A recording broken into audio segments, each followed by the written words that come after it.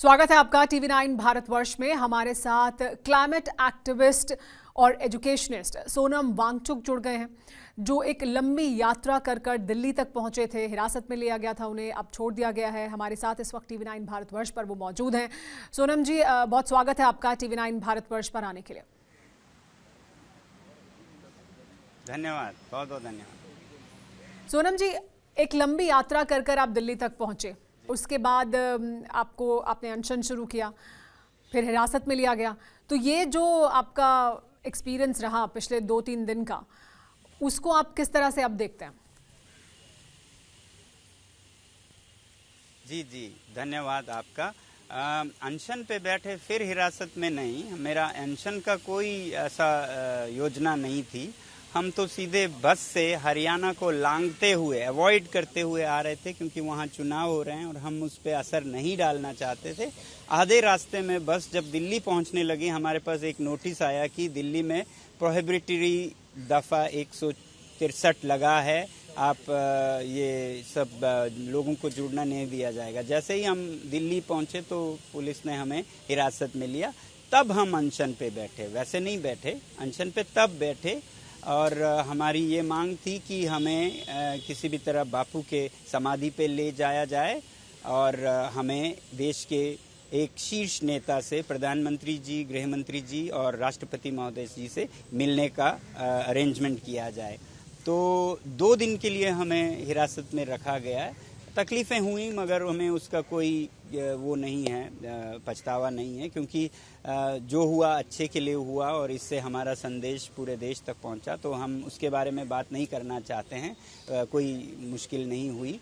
तो फाइनली हमें राजघाट पर जाने का भी मौका मिला और अब रहती बात है कि शीर्ष नेता से भेंट की।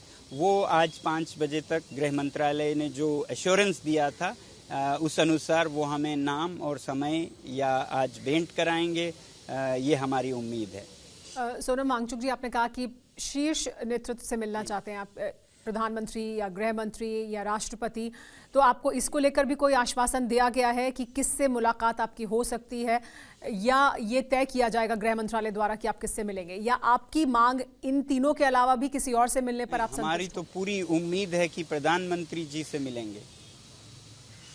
और अगर आप इन तीनों में से किसी से नहीं मिलते हैं तो फिर क्या होगा? आपका उसको लेकर भी कोई प्लान है?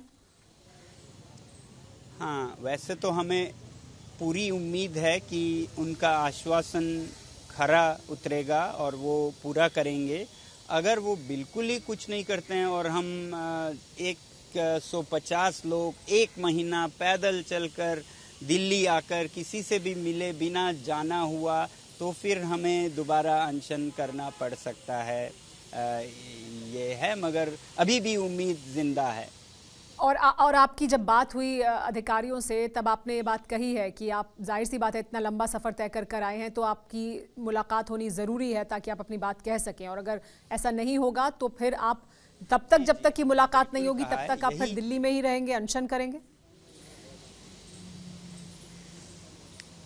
जी, हमें पूरी उम्मीद है कि आज शाम तक हो जाएगा, मगर अगर नहीं होता है तो जी हाँ, फिर हमें ऐसा करना पड़ेगा जिसकी उम्मीद है ज़रूरत न पड़े। आप जो मांगे लेकर चले थे और जो मांगे आप लेकर पहले आपने लद्दाख में, लेह में, वहाँ पर भी अनशन किया, और उसके बाद आप अपनी मांगों को लेकर इतनी लंबी पैदल यात्रा करते हुए यहाँ तक पहुँचे हैं, उन मांगों को लेकर भी क्या कोई अभी बात हुई है आपकी? वो तो मांगे वही हैं जो पहले से थी। आपको बताऊं कि लद्दाख में लोकतंत्र की बहाली, क्योंकि लद्दाख में कोई लोकतंत्र का मंच अभी नहीं है, एक शख्सी राज सा चल रहा है। तो लोकतंत्र बहाल होता है, एक तो जैसे हर स्टेट में है वैसे ही स्टेटहुड या असेंबली से, और दूसरा एक अलग प्रावधान है, खासकर ऐसे जगहों पे जैसे लद्दाख है जहां जनजातीय समुदाय बहुत हैं। वहां लद्दाख में 90% से भी ऊपर हैं। तो इसमें 6वां शेड्यूल स्थानीय समुदायों को एक विशेष लोकतंत्र का मंच देता है, जिला स्वायत्त परिषद। तो इसकी मांग है। और मैं खुद तो वैसे एनवायरमेंटलिस्ट हूं, मगर मैं इसका इसलिए समर्थन कर रहा हूं क्योंकि जब स्थानीय लोगों की भागीदारी होती है तो पर्यावरण का सबसे अच्छा प्रबंधन होता है, क्योंकि वो हजारों साल से रहते आए हैं और उन्हें रहना है, तो वो उसकी देख रेख बेहतरीन करेंगे, ना कि वो जो 2 साल 3 साल के लिए आएंगे, कोई अफसर कोई कंपनी, वो तो उसका फायदा लेके यूज एंड थ्रो करके चले जा सकते हैं। तो इसलिए पर्यावरण की बेहतरी स्थानीय लोकतंत्र में है, इसलिए मैं इसकी समर्थन करने आया हूँ। लेकिन इसको लेकर अभी तक, अब तो आपकी मुलाकात होगी और आप अपनी बात रखेंगे, लेकिन इसके पहले भी आपकी बात हुई है कई स्तर पर, तो अभी तक क्यों आपको लगता है कि ये बात नहीं मानी जा रही है, या इसको लेकर क्या आपको आश्वासन दिया गया है, क्यों आपको इतनी लंबी पैदल यात्रा करनी पड़ी? जी, इसके बारे में हर कोई आश्चर्यचकित है, क्योंकि 2019 में लिखित में वचन दिए गए थे कि लद्दाख को 6वें शेड्यूल में लिया जाएगा। ये सरकार की तरफ से ही आए और ये चुनावी घोषणा पत्रों में पहले नंबर पे हैं। इसके आधार पर चुनाव जीते गए, लोगों ने जी भर के समर्थन दिया। तो ऐसे फिर बाद में इस पे कुछ भी ध्यान न दें, ये लोकतंत्र के लिए भी बहुत दुखद एक उदाहरण होगी, क्योंकि फिर अगले चुनावों में कोई भी कुछ भी बोले, किसी को कोई विश्वास ही नहीं होगा। तो इसलिए हम अभी भी उम्मीद कर रहे हैं कि इस पर अमल होगी। ये सबसे बड़ी वो है। क्या वो जो आश्वासन थे या वो जो वादे थे, उसी की वजह से तब जबकि ये फैसला लिया गया था 2019 में किस तरह से विभाजन किया जाएगा जम्मू कश्मीर का और अलग किया जाएगा लेह लद्दाख को, तब जश्न मनाया गया था, क्या उस भरोसे पर ही वो खुशी थी वहां पर? जी, एक तो वैसे भी लोग ये समझ रहे थे कि यूटी बनेगा तो उसके साथ असेंबली भी आएगी और संरक्षण के लिए 6वां शेड्यूल भी आएगा। ये तो लोग सोच के चल रहे थे। जो नामुमकिन है वो दे रहे हैं, तो जो छोटे छोटे साइड डिशेस हैं वो ना आए, किसी ने कभी सोचा नहीं था। बाद में पता चला कि यूटी तो आ गई, मतलब जिस्म आ गया मगर जान नहीं आई। तो ये बेजान एक परिंदा है जिसके पर काट दिए गए हों और अब जुबान भी काट दिए गए हों, तो फिर इसलिए लोग बहुत नाखुश हैं। यानी आप ये कह रहे हैं कि एक वादा किया गया था और उस वादे के आधार पर लोगों को भरोसा था कि यूटी बनेगा और 6वें शेड्यूल में शामिल किया जाएगा, लेकिन वो वादा अधूरा ही रह गया, पूरा नहीं किया गया वादा। जी।